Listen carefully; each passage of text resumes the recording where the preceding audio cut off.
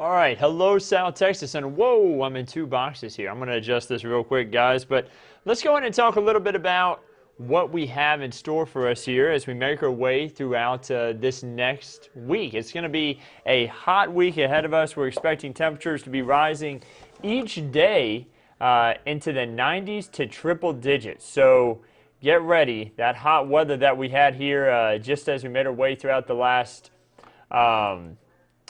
few weeks is going to start to make a little bit of a comeback, rather back towards the beginning of July. If you remember how hot it was at the beginning of July, well, that's kind of what we're expecting as we make our way into the this next week. Not as hot, but still pretty hot. So now I got everything adjusted here. Sorry about that for a moment, but you can see here that we're also going to be dealing with a little bit of allergens in the air today.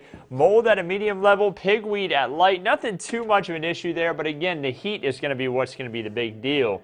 And we're going to be talking about that here in just a moment. So I'm bringing up Facebook now. I want to be able to answer some of y'all's questions that you may have about this weekend and just in general what you may have to ask about the weather forecast itself. You know, we do have some new information based off what the National Hurricane Center is saying on how many hurricanes we could have this year, or how many named storms rather, and we can talk all about that as well. The Colorado State University, which I know you would just say, why is Colorado State University such a big deal? They put out their own forecast about the tropics, and they are the best school in the country when it comes to tropical meteorology.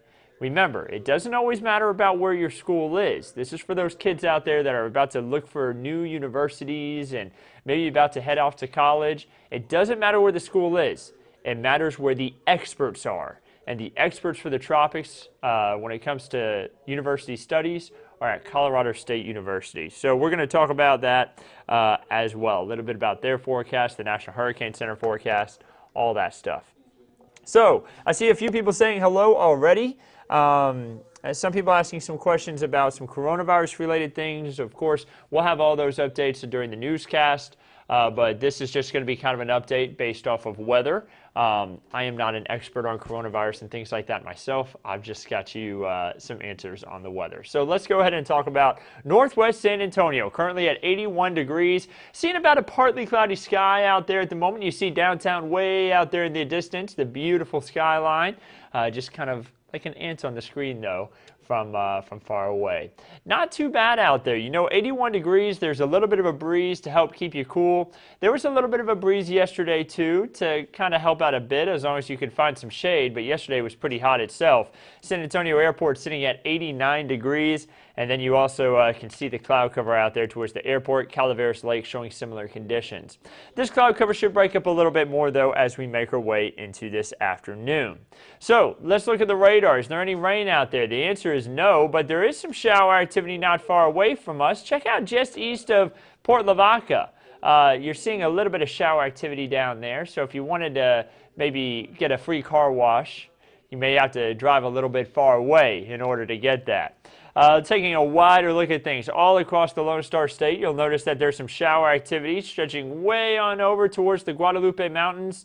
So we're talking way over here in case you don't know where those mountains are. The highest point in Texas, by the way, located right over here.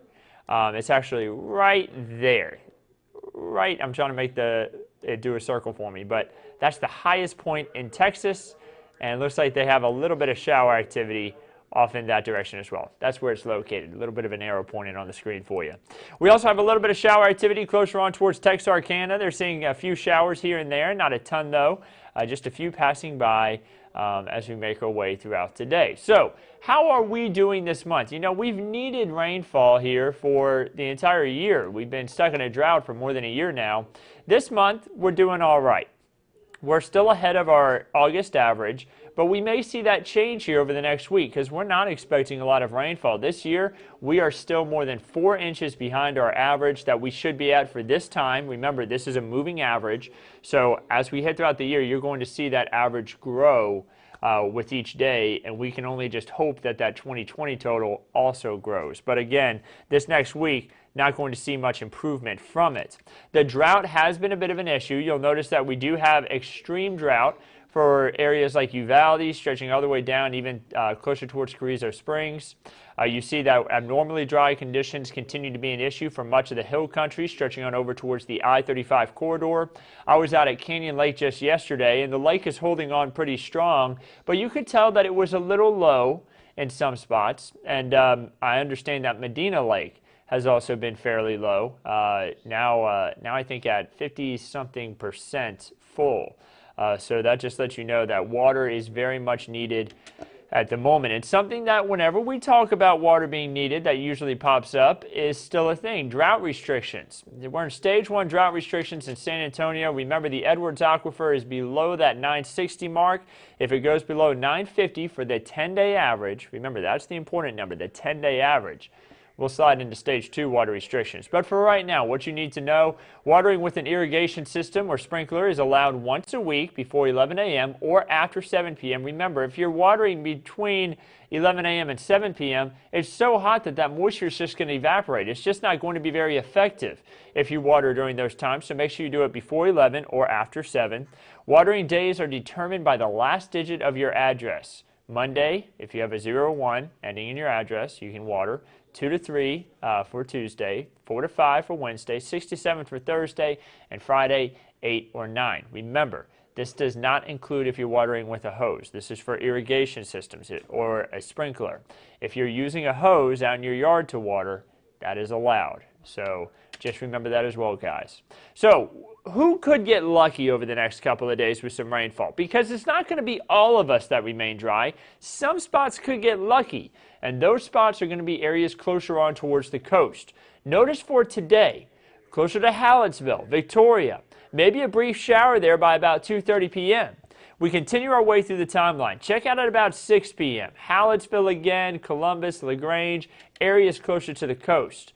You may even see a brief sprinkle or two in the hill country, or not really to the hill country, but more over towards the southern Edwards Plateau, which is our Edwards County, Valverde County, and Kinney County areas, but it's not as likely. We move into tonight, 5 a.m. tomorrow morning. We're going to go all the way through tonight and into tomorrow morning. Cloud cover builds back in. You're going to start off the day with a little bit of cloud cover here and there, temperatures in the 70s. By the way, before we go too far here, let me mention the temperatures for today. Here's a look at what we'll see. Temperatures in the 90s to triple digits, very hot. So those temperatures in the 70s tomorrow morning will be more comfortable. And you'll notice a little bit of shower activity possible for coastal areas, areas closer to the coast rather, like Beeville, Goliad, Victoria, Port Lavaca, maybe a little bit luckier there. The cloud cover that we have in the morning, though, will break up as we head into the afternoon. Temperatures rise into the 90s to triple digits. And a little bit of shower activity again for areas closer to the coast. Unfortunately, that's where all of our rain chances are going to be over the next week. You can see that rain just isn't going to be making it very far towards the I-35 corridor. Jordan says, it's August in South Texas, carry on. Yeah, Jordan, you know what? This is pretty typical for us. You are absolutely right. Heat with not a lot of rainfall, because when we head throughout the summer here, you know, sometimes we get lucky with a little bit more shower activity, especially if a tropical system comes near, which we don't really want unless it doesn't do any damage for our neighbors. You know, if we can get a tropical system that doesn't do much damage, just gives us a lot of rain, I'm totally down for that. But last thing I want is a hurricane that can cause issues. Even one as weak as Hurricane Hannah was, doing a lot of damage to the Corpus Christi area, stretching all the way down towards the Rio Grande Valley. You know, they had a lot of issues down there with flooding. If we can get just enough rain without any damage, I'm okay with it. But you know, you can't always get what you ask for. So let's hope that we just get some rain, regular old rainfall without any issues. But over the next 7 days, that doesn't appear like what we'll get. The next 7 days shows less than a quarter of an inch for everybody, and a majority of our region is going to make it without seeing a drop of rainfall. Very dry weather here as we head throughout the next 7 days. We just talked about the tropics a little bit, but let's go ahead and talk about what's actually happening out there.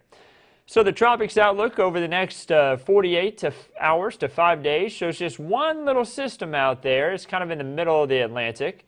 you'll notice that it's just kind of holding its own out there. A 10% chance for tropical development over the next 48 hours to 5 days. This system has a very low chance of development, but if it does manage to squeeze out, becoming a tropical system and making itself a named storm, it would be Josephine. That would be our next named system. Kyle would be next, Laura, Marco. The National Hurricane Center now thinking that we could have, I think the latest numbers were anywhere from 19 to 24 named storms. That would mean that we would be going off the list here, and the next steps would be to go into the Greek alphabet. That has only happened once before, and that was the historic 2005 hurricane season.